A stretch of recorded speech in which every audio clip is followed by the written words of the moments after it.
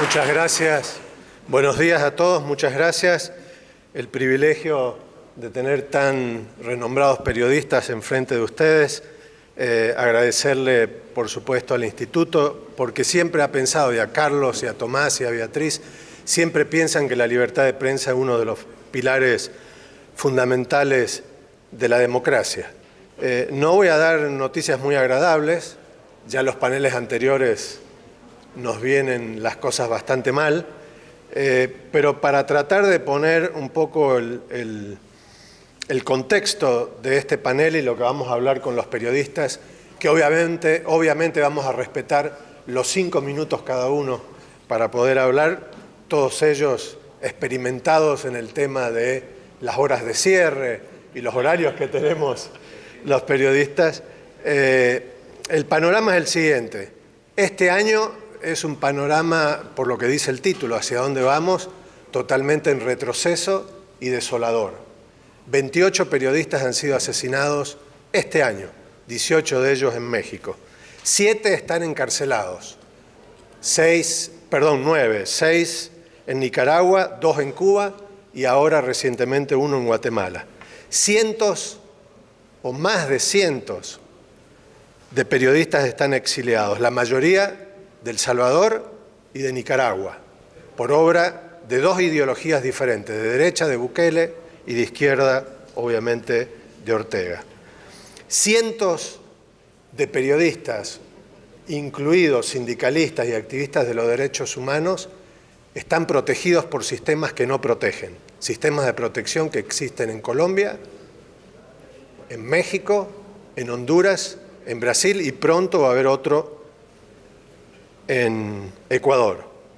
La impunidad es rampante. De más de 500 periodistas asesinados en América Latina en los últimos 15 años, el 95% de los casos está totalmente impune, sin justicia.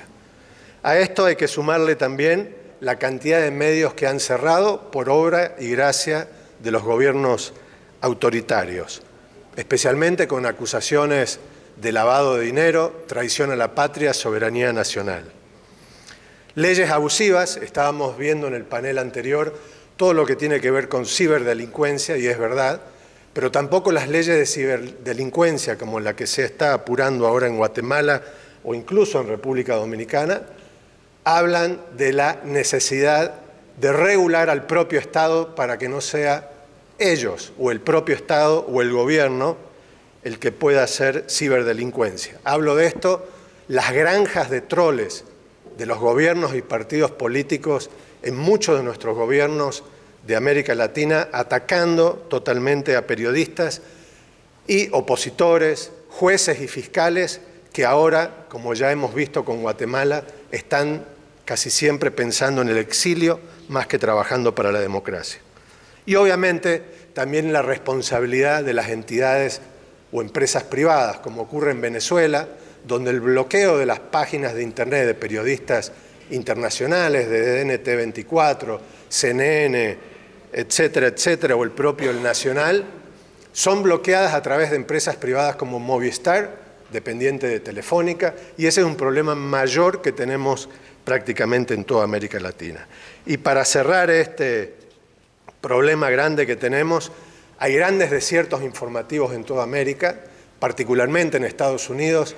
Cada semana cierran 2 periódicos o 2 medios de comunicación, y no estoy hablando de los grandes medios de comunicación en las capitales de América Latina, que casi siempre existen y se van expandiendo, gracias a Dios, para fortalecer y fiscalizar al poder privado y al público. Estoy hablando de pequeñas localidades. El 60% de las localidades en Colombia han perdido medios locales, es decir, periodismo local.